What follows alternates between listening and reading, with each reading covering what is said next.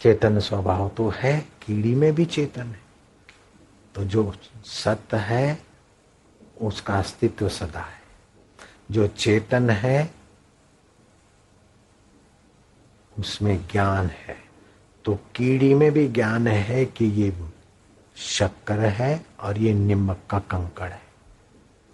कीड़ी में भी ज्ञान है कि ये धुआं है, यहां से भाग चलो। और ये ठंडी हवाएं आ रही है तो बरसात आएगी, कहीं पड़ रही है, हमारे बिल में बच्चे पड़े, कहीं डूब न जाए, तो कीड़ी बच्चों को लेकर सुरक्षित जगह पे जाती। कौन उसको नोटिस देता है? कौन टेलीफोन करता है? तो कीड़ी के अंदर भी वो सच्चिदानंद, छोटे से छोटा, अगर ब्रह्मांड में कोई चीज है तो भगवान है। ईश्वर से बढ़कर कोई छोटा नहीं। अणुरो अणुयान, अणु से भी अणु, और बड़े से बड़ा भी ईश्वर है। महत्व महियान, बड़े से बड़ा भी वो परमात्मा है। छोटे से छोटा इतना है कि बैक्टीरिया के अंदर भी उसकी सत्ता, चेतनता और आनंदता दिखती है। बैक्टीरिया को भी अनुकूल वातावरण में मजा आता है? बैक्टीरिया में भी चेतना है, और बैक्टीरिया का भी शरीर जो भी है छोटा मोटा, खूब बैक्टीरिया हो गए गन्ने का रस में अथवा ताड़ में, बैक्टीरिया हो गए, फिर खराब हो गया तो बैक्टीरिया मर गए, दारू बन गया, दारू ने पिया तो कुछ बन गया। वो कुछ भी कुछ न कुछ अस्तित्व उसका मौजूद रहेगा। बैक्टीरिया की आकृति नाश होती है। जैसे कंगन है, कुंडल है, अंगूठी है, चैन है, पट्टा है, तो ये पट्टा चैन सब में सुवर्ण है। यह है पना सुवर्ण का है, बाकी नाम सुवर्ण के आधार पर रखे गए। तो जब सुनार देखता है तो सोने को देखता है।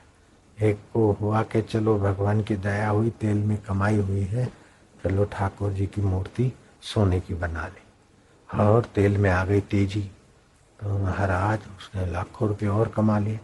तो बोले राम जी की मूर्ति तो लाए हैं, लेकिन सेवक के बिना स्वामी की मूर्ति, तो चलो सरकार का सेवक भी ले आए, तो हनुमान जी को भी ले आए। अब कुछ तेजी मंदी में घाटा पड़ गया, तो राम जी को भी उठाया और हनुमान जी को भी उठाया, रखा थैली में, और माणिक चौक बेचने गया। तो बोला कि भाई हनुमान जी के तो आपको हम 8,000 दे सकते और राम जी के 2,000 मिलेंगे। बोले पागल हुए हो? राम जी भगवान है, स्वामी है, और हनुमान जी सेवक है। बोले हनुमान आप ले जाओ और राम जी भी आप ले जाओ, इतने वजन का सोना उनमें से दे दो, इतने वजन का हनुमान जी का सोना हमको दे दो, बाकी हनुमान जी तुम ले जाना। तो हम तो सोने की ही कीमत आंकते हैं, हनुमान जी की आकृति भक्तराज तुम ले लो। तो सोनार की नजर सोने पर है। ऐसे ही हिंदू संस्कृति के वेद शास्त्रों की और धर्म की नजर है उस पर ब्रह्म परमात्मा पर। तो सभी को पर ब्रह्म परमात्मा का, सत्यता का, चेतनता का, आनंदता का ज्ञान हो, इसीलिए सारे कर्म कांड विधि विधान है। बच्चे के पुंस संस्कार से लेकर, गर्भ में बच्चा है तब से लेकर मृत्यु के 16वें संस्कार तक हमारी व्यवस्था ये है कि आपके अंदर छुपे हुए परमात्मा की सत्यता को, चेतनता को, आनंदता को पाकर आप निर्दुख हो जाएं, रसमय हो जाए, सुखमय हो जाए, आनंदमय हो जाए। जैसे भी कीर्तन के पहले हम लोगों ने थोड़ा नृत्य जैसा किया, तो क्या है कि हमारे पैरों में और हमारे हाथों में सारे शरीर की नाड़ियों का स्विच बोर्ड है। तो थोड़ा बहुत नृत्य करने से इंडा और पिंगला नाड़ी, इसमें श्वास की रिदम तेज से चलती, तो बीच में सुषुम्ना नाड़ी का द्वार खुलता, जिससे आपके ध्यान भजन में बरकत पड़े। और 10 अरब न्यूरॉन्स हैं हमारे सिर में, दोनों मस्तकों में मिलाकर। उन न्यूरॉन्स को पुष्ट करने वाली सुषुम्ना नाड़ी जितना सजग रहेगी, उतने वे न्यूरॉन्स सजग होंगे। एक एक न्यूरॉन्स एक एक ग्रह नक्षत्र का प्रतिनिधित्व कर सकता है, रिमोट कंट्रोल की नहीं उनसे काम करवा सकता है। इतनी उनमें ताकत है, इतने छोटे हैं तो भी। जैसे सेल्यूलर इतना सा है और दुनिया के हर घर और ऑफिस में उसकी रिंग चमत्कार दिखा देती है। तो इस सेल्यूलर की खोज भी तो तुम्हारे न्यूरॉन्सों ने की ना, दिमाग ने की ना। तो सेल्यूलर बढ़ा कि सेल्यूलर को पैदा करने वाला बढ़ा? बोले सेल्यूलर को पैदा करने वाला बढ़ा। तो सेल्यूलर को पैदा करने वाला मनुष्य का मस्तक बढ़ा कि मनुष्य के मस्तक के पीछे जो चेतना सत्यचित आनंद की काम कर रही वो बड़ी? बोले वो बड़ी। तो बस उस तक पहुंचने की व्यवस्था का नाम है भारतीय संस्कृति। समग्र ज्ञान भरा हुआ है। सच्चिदानंद रूपाय सच्चिदानंद रूपाय विश्व उत्पत्ति आदि हेतवे तापत्रय विनाशाय तापत्रय विनाश श्री कृष्णाय वयम नमः। ये भागवत के पहले स्कंद में मंगलाचरण के वक्त आता है। ये ग्रंथ तो भगवान कृष्ण की लीलाओं का है, तो फिर भी मंगलाचरण में क्या कि हम किसका पूजन करते हैं? सच्चिदानंद रूपाय, जो सत्य है, चेतन है और आनंद रूप है। श्री कृष्ण रूपाय नहीं, सच्चिदानंद रूपाय। वो सच्चिदानंद कैसे हैं? जगत की उत्पत्ति स्थिति और प्रलय के कारण है। तो उनको हम क्यों प्रणाम करते हैं कि तापत्रय विनाशाय, आदि दैविक, आदि भौतिक और आध्यात्मिक, ये तीनों प्रकार के तापों में संसार तप रहा है। उन तापों से हम मुक्ति चाहने के लिए परमात्मा को प्रणाम करते हैं। तापत्रय विनाशाय श्री कृष्णाय वयम नमः। तो कौन से कृष्ण है कि जो सत्यचित आनंद है? कृष्ण का वास्तविक श्री कृष्ण नंद यशोदा के घर आए, वसुदेव देवकी के घर आए, उसके बाद में हम लोग कृष्ण कृष्ण करते हैं, ऐसी बात नहीं। श्री कृष्ण प्रगटे उसके पहले वेदों में कृष्ण शब्द की महिमा है। जो सबको कर्षित करते, आकर्षित कर दे, आनंदित कर दे, उसे कृष्ण कहते हैं। तो वही सच्चिदानंद सबको आकर्षित करते, सबको आनंदित करते और सबके कर्मों के नियामक हैं और प्रेरणादाता है और फलदाता है। आप छुप कर भी कुछ निर्दोष पक्षियों को पकड़ के कमरे में ले जाओ, अथवा कीड़े मकोड़ों को, और कोई नहीं देखता, और कीड़े मकोड़े आप पर कोई केस भी नहीं कर सकते, और आप उनको अपने हाथ से कुचलो, तो देखो आपके हृदय में नालत कौन बरसाता है, अशांति और खिन्नता कौन देता है। और कोई नहीं देखे और उनको आपने कुछ खाने की मधुर वस्तु दी, तो हृदय में शांति, प्रसन्नता और अच्छाई का फल कौन देता है? वही सच्चिदानंद देता है। तो हिंदू की पूजा में मूर्ति पूजकों को जो बेवकूफ मानते हैं, अथवा अनेक देवता वो मानने वाले हिंदू लोग ऐसे हैं वैसे हैं, उन विचारों को पता ही नहीं कि तुम्हारा तो क्या, तुम्हारे पुरखों का भी जन्म नहीं हुआ था, उनके पहले तुम्हारे कल्चर का जन्म नहीं हुआ था, उनके पहले ही हिंदुओं ने जड़ में से भी भगवान को प्रकट किया और चेतन गुरु में से और माता पिता में से भी ईश्वर के आशीर्वाद को और बातचीत को प्रकट किया। यहाँ तक कि ऋषभ से भी ईश्वर के प्रागट्य का वर्णन आता है उपनिषदों में। शिष्य ने प्रार्थना की कि गुरुदेव मुझे भगवान का दर्शन करना है, जो सृष्टि की उत्पत्ति स्थिति प्रलय का कारण है, मुझे ब्रह्म ज्ञान चाहिए। बेटे ये जो गाय है 5-25 ले जाओ जंगल में, और गायों को चराते चराते, बैल भी है उनके साथ, सांड भी है, जब 1000 गाय हो जाए ना तब आना, तो तुमको परमात्मा प्राप्ति हो जाएगी। अब वो तो बेचारा गिने न गिने, लेकिन गुरु का वचन, जब 1000 गायों से भी एक आध ज्यादा हो गई तो ऋषभ, वो एक बछड़ा, बोला कि अब हमें ले चलो, हमारी संख्या हो गई है। को आप कौन बोल रहे हो?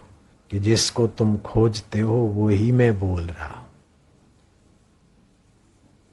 उपदेश दीजिए। तो ब्रह्म के प्रथम पाद का उपदेश उस ऋषभ के द्वारा सच्चिदानंद प्रभु ने दिया, बैल के द्वारा।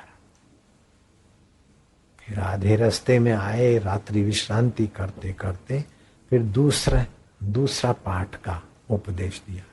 ऐसे करते करते कई दिनों में आश्रम पहुंचना था, दूर जंगल। तो फिर तीसरे पाद का उपदेश दिया, तो उसको शांति, आनंद और निर्भीकता और चेहरे पर दिव्यता आई, क्योंकि ब्रह्मचर्य का पालन करता था, गायों को चराता था, झूठ कपट का तो सवाल नहीं है, गाय का दूध पीता था, गायों के बीच रहता था। आसुरी शक्ति, आसुरी वातावरण तो गायों के बीच हो नहीं सकता। मरे हुए भूत प्रेतों का प्रभाव भी गौशाला के इर्द गिर्द नहीं हो सकता है।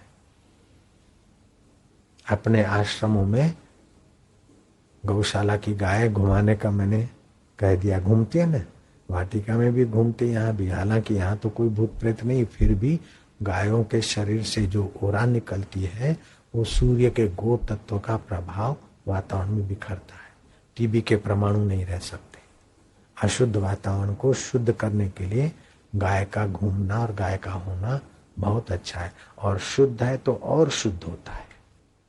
तुझ में राम, मुझ में राम, सब में राम समाया है, कर लो सभी से स्नेह, जगत में कोई नहीं पराया है। सब अपनी अपनी। तो बोले बेटा ऐसा है, पत्नी ऐसी है, पड़ोसी ऐसा है, ये ऐसा है। भाई स्वस्य प्रकृति प्रेरिता अपि, स्वस्य अपनी अपनी प्रकृति से सब चलते रहते, अपने अपने। ज्ञान साक्षात्कार होने के बाद भी, सच्चिदानंद का दर्शन करने के बाद भी ज्ञानियों की भी अपनी अपनी प्रकृति के अनुसार चेष्टा होती है। सुखदेव जी महान त्यागी है, तो जनक भला राज काज में अलमस्त हो रहे, चंवर डुलवा रहे हैं, सोने के बर्तनों में भोजन कर रहे हैं। तो जो साक्षात्कार सच्चिदानंद का सुखदेव जी को हुआ है, इतने मस्त कि फिर जगत की सुध ही नहीं। और दूसरे राजा जनक इतना कि जगत का राजकाज कर रहे हैं। शुक त्यागी कृष्ण भोगी, कृष्ण तो द्वारका का उपभोग कर रहे हैं। जनक राघव नरेंद्र, राजा जनक और रघु राजा राजकाज करते। वशिष्ठ कर्मनिष्ठ, वशिष्ठ महाराज है तो हे राम जी अब सत्संग कल करेंगे, संध्या का समय हुआ है। बड़े कर्म में चुस्त रहते। सर्वेशाम ज्ञानिनाम समान मुक्ता, आत्म साक्षात्कार हो जाए फिर भी ज्ञानी भी अपनी अपनी प्रकृति के अनुसार जीते हैं। तो जरूरी नहीं कि बेटा आपके प्रकृति के अनुसार जिए, पत्नी आपके अनुसार ही चले, पति आपके अनुसार ही चले। चलते तो अच्छा है, न चले तो आप अंदर में उद्विग्न मत हो, परेशान मत हो।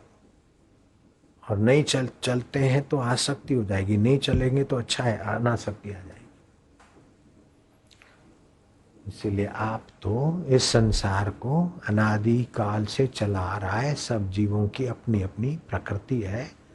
स्वस्या प्रकृति प्रेरिता ज्ञानवानम अपि निग्रह किम करिष्यति। अब मेरे गुरुदेव थे तो एक लंबा चोगा पहनते थे और शरीर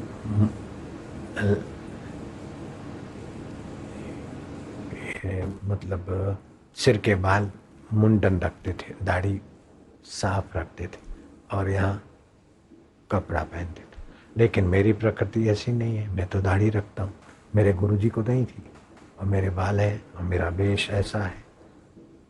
तो विवेकानंद का वेशभूषा और व्यवहार अलग है, रामकृष्ण का अलग है। तत्व ज्ञान में जो गुरुजी को प्रसाद मिला है वही शिष्य को मिला, लेकिन व्यवहार में तो रमण महर्षि अलग ढंग से जीते, रामकृष्ण अलग ढंग से, बुद्ध और महावीर अलग ढंग से जीते। तो ये संसार है, खून पसीना बहाता जा, तान के चादर सोता जा, ये नाव तो हिलती जाएगी, तू हंसता जा यारो। तो ऐसी बातों को कभी याद न करो जिससे दुख और वही मनुष्य पैदा हो कि अरे ऐसा है, मेरा ये हो गया, ये वो हो गया, वो हो गया। इसी का नाम तो दुनिया है।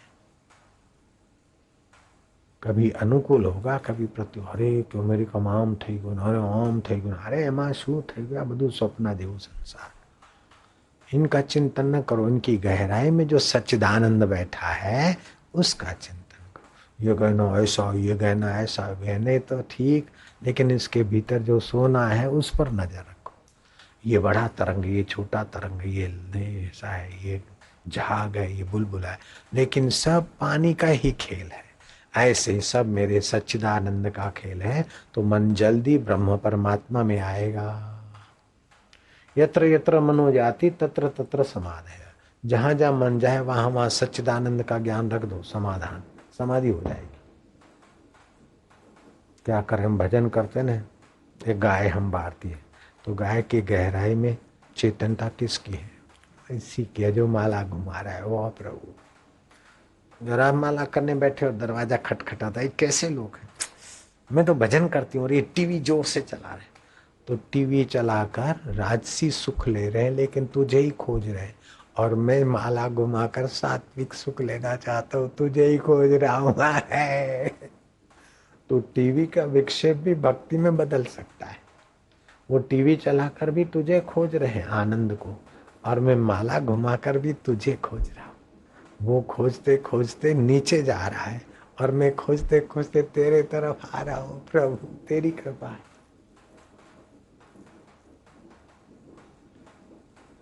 हमारे यहाँ तो बेवकूफ नाम भी भगवान का रखा गया। जयराम जी की महात्मा जब बोलते हैं अरे बेवकूफ, तो भक्त बुरा नहीं मानते। विष्णु सहस्त्र नाम में आया अज्ञ। भगवान सुज्ञ भी हैं, अज्ञ भी हैं, सब जानने वाले भी हैं और न जानने वाले भी भगवान ही हैं। बेवकूफ में भी वही सच्चिदानंद है। कितनी ऊंची बात बता दी। सुवर वराह अवतार में भी भगवान है, हयग्रीव घोड़े के अवतार में भी भगवान है। और मंदिर में जाते ना तो कछुआ मिलता है, पहले उसको प्रणाम करो। शिव जी के मंदिर में जाओ तो बैल मिलता है, तो पशुपति ही, पशुओं में भी वो सच्चिदानंद है। जीव जंतु में मत्स्य अवतार, वराह अवतार, हयग्रीव अवतार, नरसी अवतार। तो ऐसे घर में के है नंद गोपाल का, बाल गोपाल का अवतरण हुआ है, तो ठीक बात है। माता जी आई, मातृदेव गुरुदेव भव।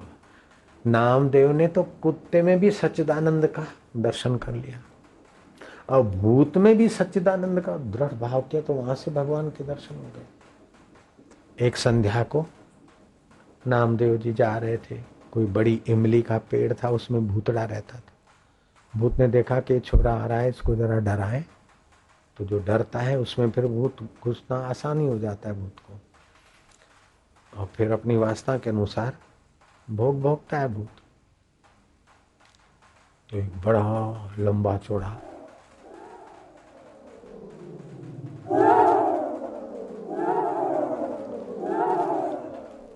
लेकिन नामदेव के भले पधारो लंबकनाथ, लंबे लंबे नाथ भले पधारे। धरती पे चरण आकाश लो मात, योजन भर के लंबे हाथ, भले पधारो लंबकनाथ। सुर संकादि गुण तुम्हारे गाए, नामदेव को करो सनाथ, भले पधारो लंबकनाथ। अब वो सच्चिदानंद ने कहा कि तो भूतड़े में भी मुझे देखता है। तो भूतड़ा गायब हो गया और सच्चिदानंद भगवान नारायण प्रकट हो गए। साधु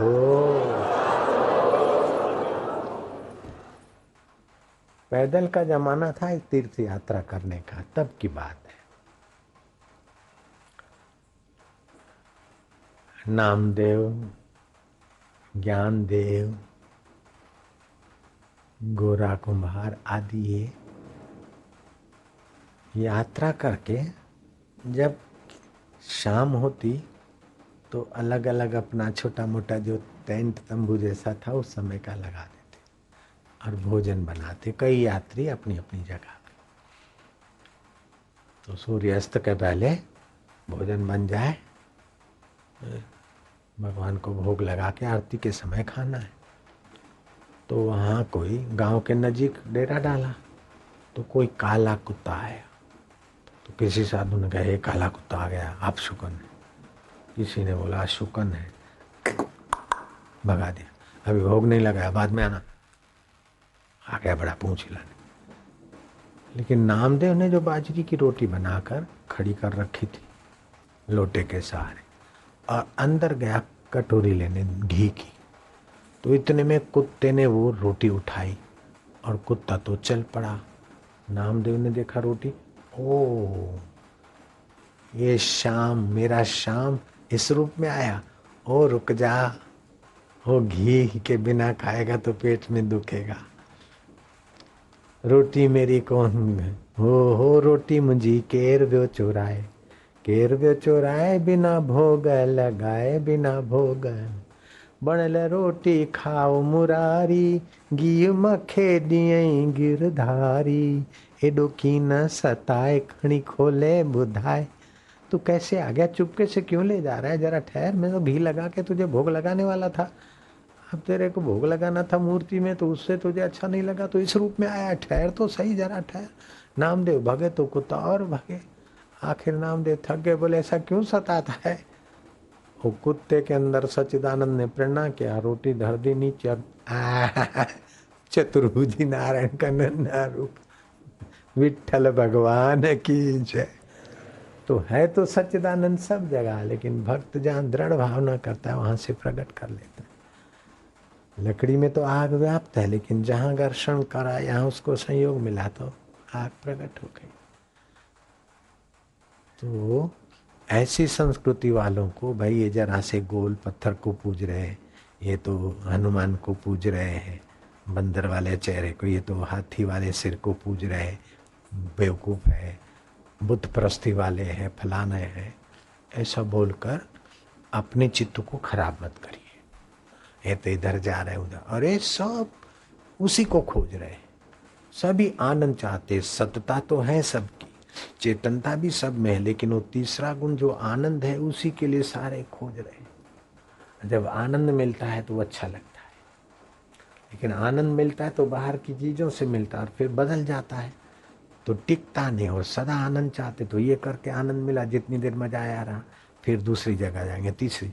तो दिन भर, रात भर, जीवन भर, जब सोते सोते ठीक लगता है, जब करवट दुखती है तो आनंद नहीं आ रहा है, तो करवट बदलते तो भी आनंद के लिए, झगड़ा करते तो भी आनंद के लिए कि क्या सिर खपाता है, हो जाए दो हाथ, और मत्था झुकाते तो भी सुख के लिए, डाइवर्स देते तो भी सुख के लिए कि पत्नी कहना नहीं मानती, पति ऐसे है, चलो मैं दूसरा करूँ, वो भी सुख के लिए। लेकिन ये खोज गलत है। पत्नी बदलने से, पति बदलने से सुख, टिकाऊ सुख नहीं मिलता है। अपनी समझ बदलने से टिकाऊ सुख को खोज कर वहां गोता मारने से टिकाऊ सुख की प्राप्ति हो जाती है। मन तू ज्योति स्वरूप, अपना मूल पिछान, तू ज्ञान स्वरूप है, तू जानता है, सुख आता है उसको भी जानता है, दुख आता है उसको भी जानता है, और बुरा आया उसको भी जानता है, भला आया उसको भी जानता है। तो तू चेतन स्वरूप है, जो चेतन है वही आनंद है। पत्थर की मूर्ति को कोई स्वाद आएगा क्या, रोबोट को कोई स्वाद आएगा क्या बापू के दर्शन का। रोबोट के मुंह में रसगुल्ला डाल दो, क्या उसको स्वाद आएगा क्या, क्योंकि वहां चेतना नहीं है। तो जो सत्य है, चित्त है, आनंद है। हालांकि रोबोट में भी चेतना है, लेकिन वो घन सुषुप्ति रूप में है, और मनुष्य में तो स्वप्न अवस्था में चेतना है। तो मनुष्य तो उस चेतना के एकदम करीब है।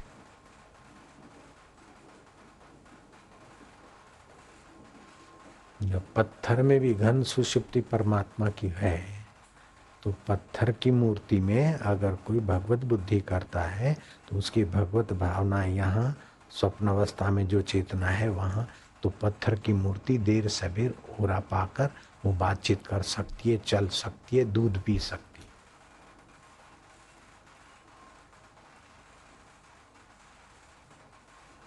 मेरी माँ, कोई किसी का कोई बेटा खो गया हो, कोई गहने खो गए हो, कोई मुसीबत आ गई हो, तो मेरी माँ के पास आते। वो क्या करती कि राख लेके थोड़ा धरती पर लिप देती, फिर गोल कुंडाला बनाती उंगली से, फिर जिससे भोजन बनाते ना, जैसे अपना चम्मच वो पकड़ती और फिर बोलती कि इसका घर में जो पैसे हैं चोरी हो गए, घर वाले ने लिए हैं, घर वाले ने लिए हैं। नहीं हिला। बोले भाई घर वालों ने नहीं लिए, कोई बाहर का ले गया है, कोई पड़ोसी ले गया है। बोले पड़ोसी ले गया कोई। सच बोलेगा, सच बताएगा तो सोन पहरेगा, कूड़ गालेगा तो किन्नी कोडी थी मारनी। वध्यू बात है, सामान मिलेगा नहीं मिलेगा,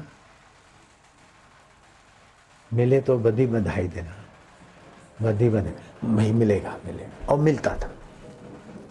तो अब वो उसमें राख में और चमचे में नहीं है, लेकिन कुछ लेना नहीं है और भगवान की भक्ति, तो वही सच्चिदानंद वहां हिलडुल करा के सच्ची खबर दे देता है।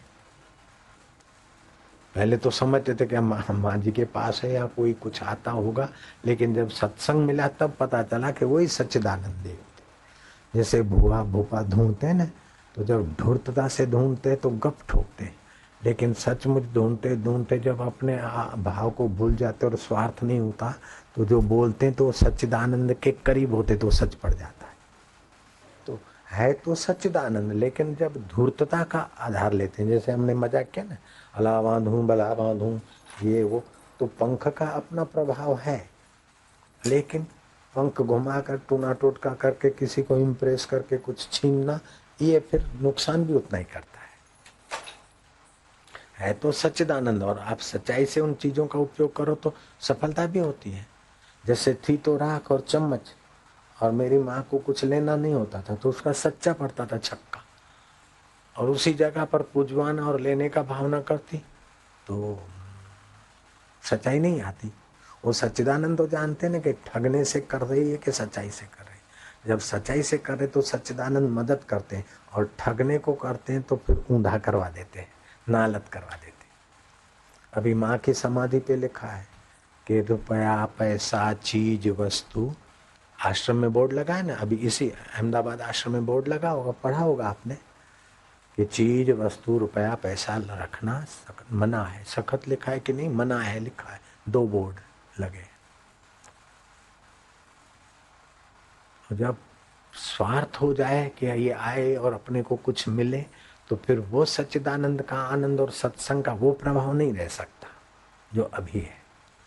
तो सत्संग में अगर कुछ प्रभाव है या अच्छाई है या आपकी भलाई होती है, तो इसमें मेरा कुछ नहीं है। उसी सच्चिदानंद रूपाय, सच्चिदानंद रूप विश्व उत्पत्ति आदि हेतवे,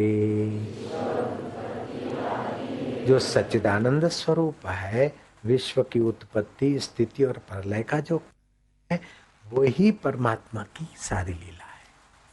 तो जो कुछ अच्छा होता है, भला होता है, इसमें मेरी कोई विशेषता नहीं है, उस परमात्मा की विशेषता है। और कहीं गड़बड़ होती है तो उसमें मेरी ही गड़बड़ी है। जब मेरी वासना, मेरा अहंकार और मेरा कपट आगे आ जाता है, तो आपसे अन्याय तो होगा, तब होगा मैं अपने से ही अन्याय शुरू कर दूंगा, हो जाएगा, क्योंकि उस सच्चिदानंद से दूरी चली जाएगी मन बुद्धि। और जब मैं सच्चाई से चलता हूं तो आपका भला होगा, तब होगा, मेरा पहले भला हो जाता है, हृदय पवित्र होने लगता है। तो गांधी जी क्यों सफल हुए? कि सच्चाई का आश्रय थे, सच्चिदानंद के करीब थे। और दूसरे लोग गांधी जी से भी ज्यादा उस समय के प्रसिद्ध लोग कौन सी खाई में खप गए? क्योंकि बुद्धिमान तो वकील रहे होंगे उस समय भी, लेकिन उन विचारों को सच्चिदानंद की इतनी महत्ता नहीं जानते होंगे। तो आप जितना भी सच्चिदानंद को, ईश्वर को हाजरा हाजूर मानते हैं या उसको पाने के लिए जितनी सच्चाई से व्यवहार करते, उतना ही आपका मंगल होता है, उतना ही आप ईश्वर के निकट होते हैं। करनी आपको अपनी के नेड़े के दूर, अपनी करनी से हम उस सच्चिदानंद के निकट हो जाते हैं। और अपनी गंदी इच्छाएं, वासनाएं, इसको इतने मिलियन हो गया तो मैं भी कमाऊं, ये खाया तो मैं भी करूं, तो ऐसे निगुरे लोगों की नकल करेगा तो पतन होना पक्का है। और महापुरुषों की, बुद्ध पुरुषों की, भक्तों की और ज्ञानियों की नकल करेगा तो बेड़ा पार होना पक्का है। ओ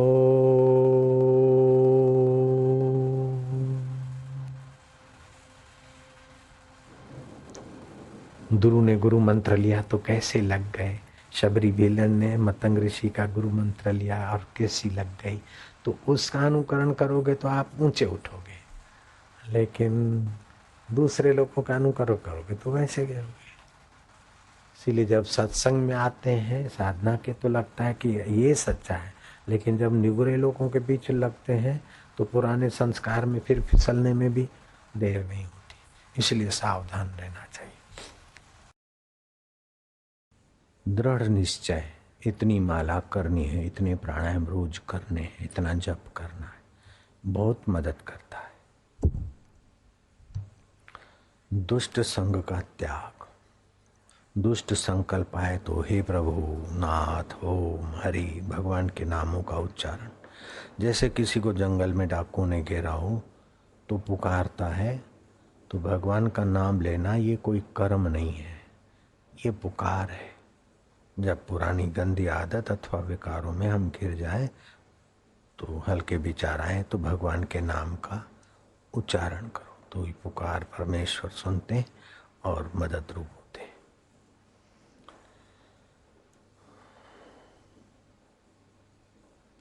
भगवान के भजन का नियम पक्का करो। जैसे टाइम नहीं मिलता फिर भी रोटी खा लेते हैं, पानी पी लेते हैं, स्नान कर लेते हैं, ऐसे ही भगवान के जप का, ध्यान का आग्रह रखना चाहिए।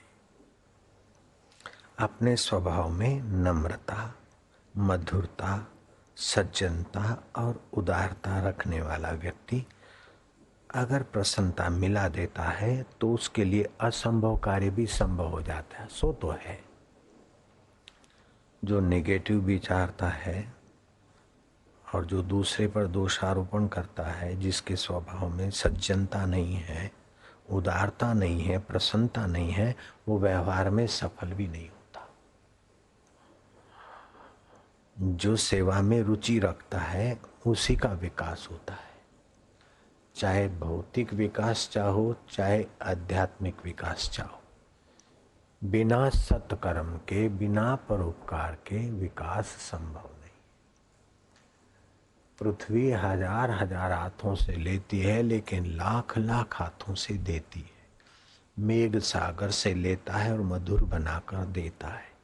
ऐसे ही आप समाज से जो कुछ लेते हैं उसको मधुमय बनाकर समाज रूपी ईश्वर की सेवा में दें तो आपका विकास होता जाएगा। जब संग्रह और अपने लिए सोचकर व्यवहार करते, वे छोटे दायरे में खप के मर जाते हैं। लेकिन हमारा क्या मतलब, हमारा उससे क्या लेना। नहीं, ये सारा संसार एक अंग है अपना। जैसे अंगूठा बिगड़ जाए तभी भी अपना है, और उंगली बिगड़े तो भी अपना है, नाक बिगड़े तो भी अपना है, कान बिगड़े तो भी अपना है, क्योंकि शरीर के सब अवयव मिलकर एक शरीर है। ऐसे ही पूरा समाज रूपी शरीर मानवता का है।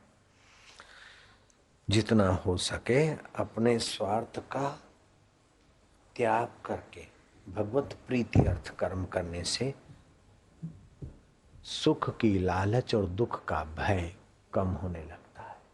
जितने सुख की लालच और दुख का भय घटता है उतना ही आदमी निर्विकार नारायण के करीब होता है।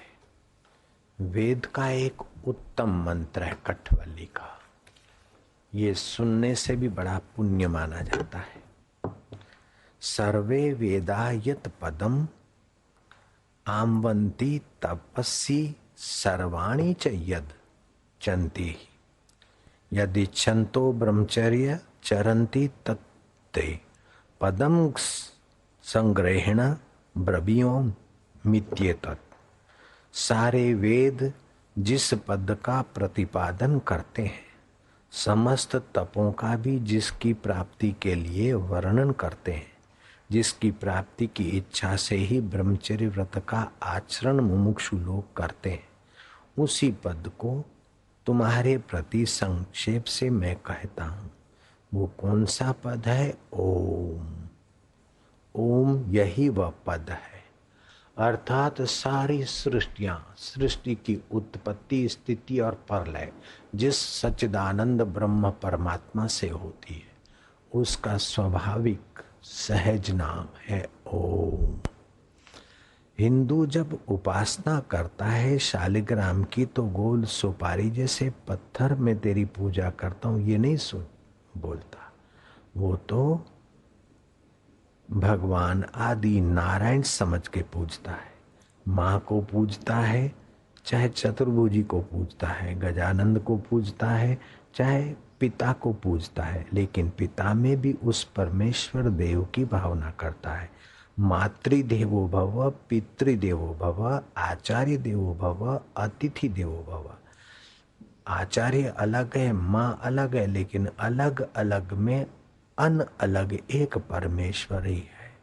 गणपति की मूर्ति और शिव जी की मूर्ति, शालिग्राम की मूर्ति और अम्बे माँ की मूर्ति अलग अलग है, लेकिन वे सभी अलग अलग पूजक उस एक परमेश्वर की पूजा करते हैं।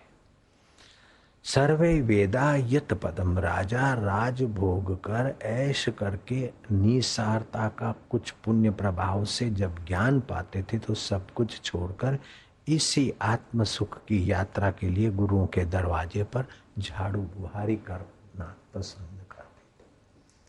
तभी इसी परमेश्वर के सुख को पाने के लिए तप करते हैं। महापुरुष सिद्धार्थ और महावीर और बुद्ध और कबीर और नानक जी भी इसी पद के लिए सब कुछ छोड़कर चल पड़े थे। तो सब में जो एक है, उस एक परमेश्वर की उपासना करते हैं, और उस एक परमेश्वर में का कोई नाम नहीं, सभी नाम उसी की सत्ता से बोलते हैं, इसलिए सभी नाम उसके हैं। माँ करके उसको पूजा जा सकता है, जगदम्बे माँ, और कृष्ण करके उसे पूजा जा सकता है, गोविंद करके भी उसे बुलाया जा सकता है, गोपाल गिरधारी अच्युत केशव माधव, बेकार करके भी उसको पूजा जा सकता है। तो बेकारों में भी तेरी सत्ता है।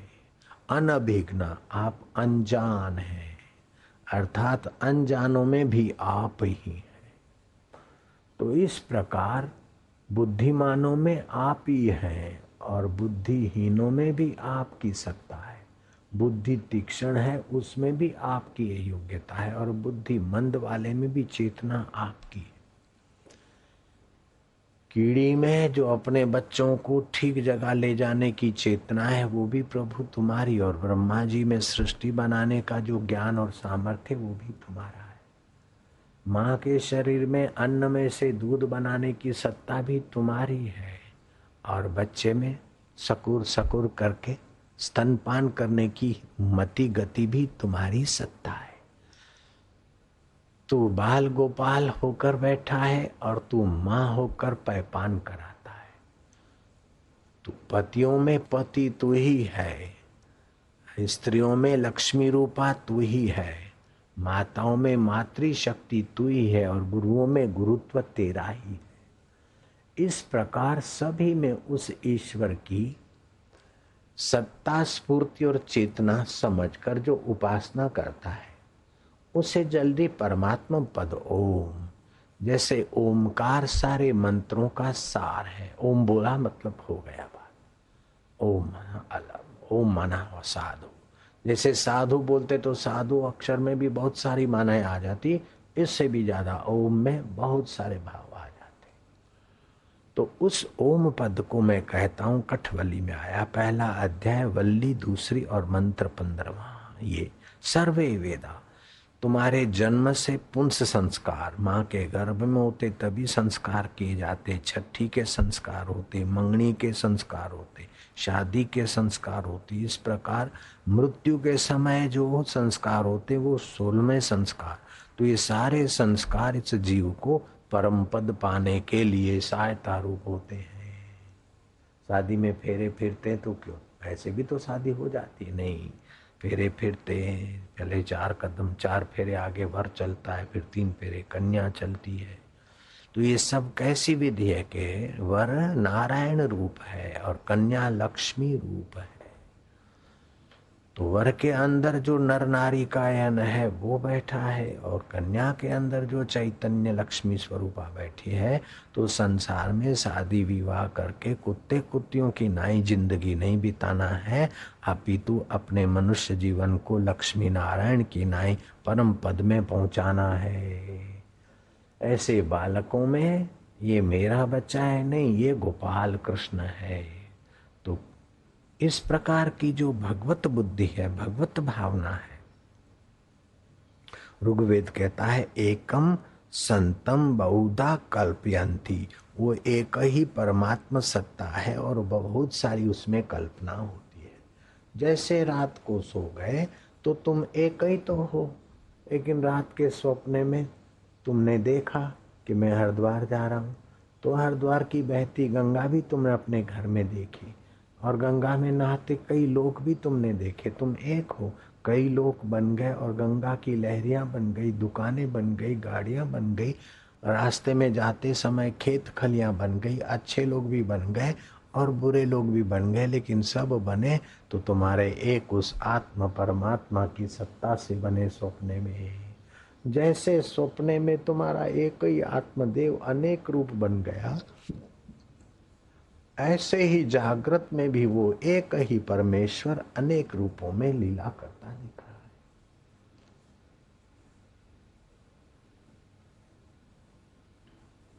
रूपम रूपम प्रतिरूपम बभुवा। तो इस प्रकार की जो सद्भावना है, उस सद्भावना में डूबते समय ओम, किसी ने बुरा कहा, भला कहा, दुख आया, सुख आया, सारभूत दुख सुख भला बुरा का आधार देखने वाला वो परमात्मा ओम। ये परमात्मा सत्य है, बाकी सब जैसे समुद्र पर तरंगे आई और गई, झाग और बुलबुले और फेन आई और गई, समुद्र की गहराई में शांत उदधि, ऐसे मुझ परमेश्वर में शांति है, आनंद है। इसने भली बात कह दी, बुरी बात कह दी, तो ऊपर ऊपर उथल पाथल होती है, नीचे गहराई में ओ। समुद्र में सरोवर में ऊपर ऊपर उछल पाथल होती है, समुद्र के तले में गहराई में जाओ तो शांत पानी। ऐसे ये मेरा परमात्मा शांत स्वरूप है, मैं उसमें शांत हो रहा हूं। जब मृत्यु आती हो और डॉक्टर बोले अब नहीं हो सकता है, तुम मर जाओगे, तब भी आप ये सोचो कि ओम, जो मरता है वो मैं नहीं होता हूं, जो मरता है ये शरीर मरेगा, जो दुखी होगा वो मन दुखी होता है, बीमार होता है तन, मैं तो वही ओम पद परमात्मा पद में। मृत्यु मेरी नहीं हो रही है, तो आप मौत के समय भी मुक्ति के धनी बन जाओगे। दुख आ जाए तो दुख मन को हो रहा है ओम ओम, दुख के समय भी आप दुख से न्यारे हो जाओगे। जैसे जंगल में आग लगती है तो सियाने पशु सरोवर में खड़े हो जाते, तो जंगल की आग उनको कुछ नहीं कर सकती। ऐसे जब भी तुम्हारे जीवन में रोग आए, बीमारी आए, दुख आए, अशांति आए, चिंता आए, ओम परमेश्वर आए, ये आने जाने वाले और मेरा परमात्मा रहने वाला। तो जो दुख में दुखी हो जाते हैं और सोचते हैं दुख की बातें तो और दुख गहरा करते हैं, लेकिन ओम के कट्टर से दुख की ही धारा को काट। ऐसे ही सुख आया, इतना अच्छा था, ऐसा था, उधर बड़ा मजा था, तो बड़ा मजा था तो फिर उस मजे के लिए भटकने की जरूरत नहीं। तो वो मजा वहाँ जहाँ जिस जगह पर, जिस पिकनिक प्लेस पर तुमको मजा आया था वहाँ तो कई लोग जी रहे हैं, उधर मजा होता तो वे वहाँ से फिर दूसरी जगह क्यों जाते। मजा तो तुम्हारी भावना में है, तुम्हारी कल्पना में है। ओम ओम। ये बहुत अच्छा है, दोबारा आएंगे, ऐसा संकल्प करके फंसो मत।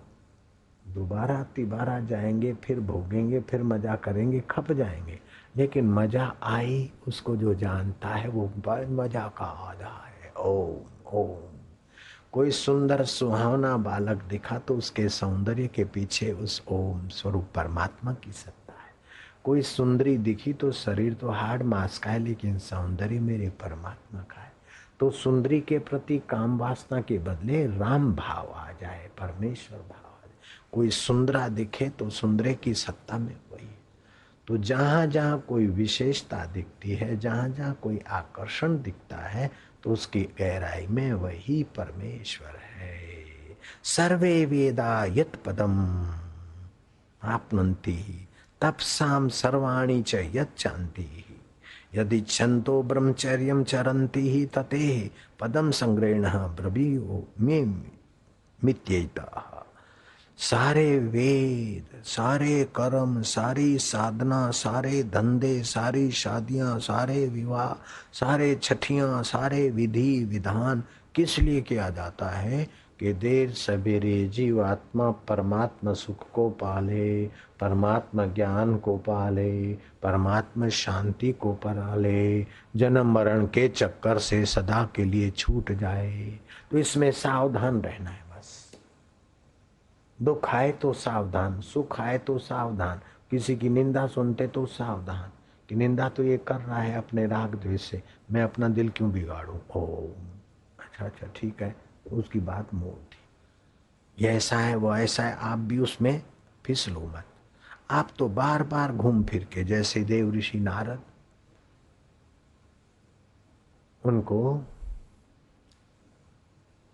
2 घड़ी से अधिक कहीं रह नहीं सकते थे, ऐसा दक्ष प्रजापति का श्राप था। लेकिन वो श्राप द्वारिका में नहीं लगता था।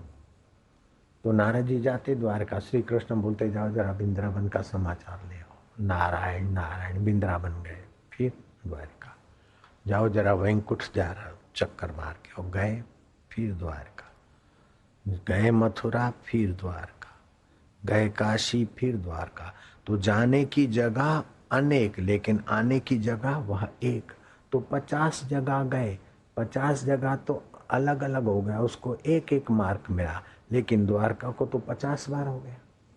ऐसे ही आप भी द्वारका में आया करो। रसोई घर में गए फिर आए द्वारका में, पूजा के रूम में गए फिर द्वारका में आए, दुकान में गए द्वारका में आए, ग्राहक से मिले द्वारका में आए।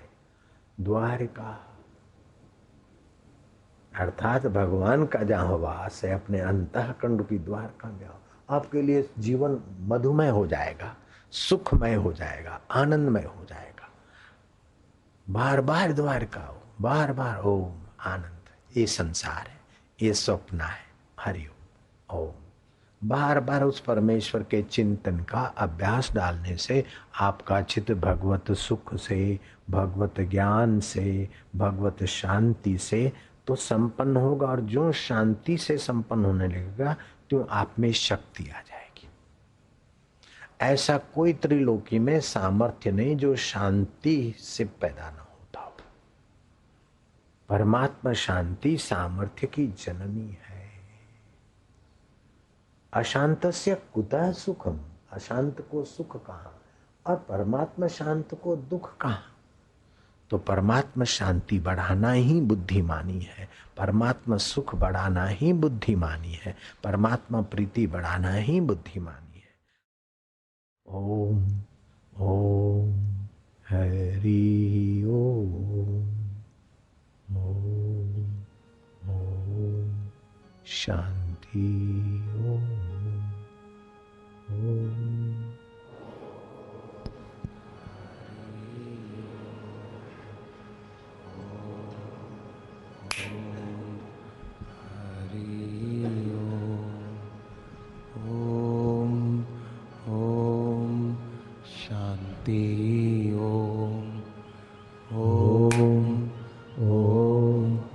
माधुर्य ओम, ओम ओम आनंद ओम, ओम ओम।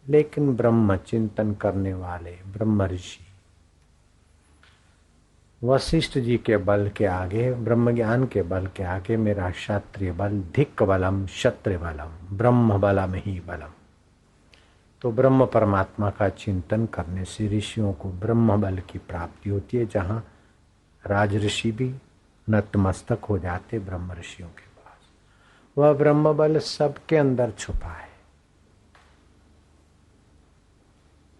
सुन्या सखना कोई नहीं, सबके भीतर लाल, मूर्ख ग्रंथि खोले नहीं, कर्मी भयो कंगाल।